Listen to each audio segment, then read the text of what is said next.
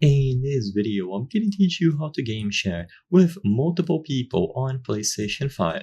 It's a very easy process, so make sure to follow along. Let's say you have multiple friends who want to access your games, or you have a specific friend and you would like to access their games alongside other people in your friends group.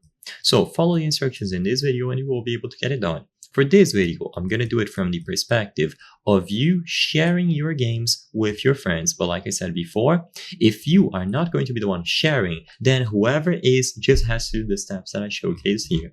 So go over to your PlayStation 5 or whoever is going to be sharing, go to settings and then select users and accounts. In here, under the other category, disable console sharing and offline play. So if it is labeled as enabled, just disable this. By disabling this feature, then you will be able to sign into your account on your friend's PlayStation 5s and activate it there. So once this option has been disabled by choosing this button here, now you can switch over to your friend's PlayStation 5. So let's say, for example, this is friend 1. On your friend's PlayStation 5, sign into your account. They can do it by accessing your credentials, or if you are physically there, just input your credentials. So they go over to the option to add a new user, and they input your PlayStation Network email address and password.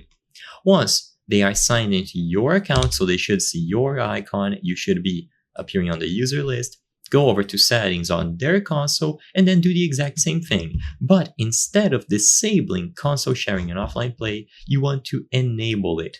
By enabling console sharing and offline play, they will be able to access your games. So they're going to have their own profile on their console, but because they have your profile and it has the option console sharing and offline play enabled, this means that anyone who is on the same PlayStation as your account will be able to access your games. So let's say they have their own family on their PlayStation 5, they will also be able to access your games and anyone else.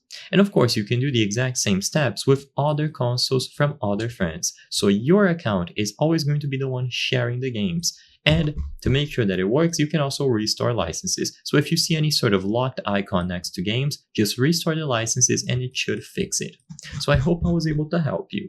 If this video helped you game share on PlayStation 5, consider subscribing. As you can see, 83% of the people watching our content are not subscribed. If you subscribe, you can help us from the channel make higher quality content. So I highly count on your subscription. Thank you for watching and I'll see you on the next one.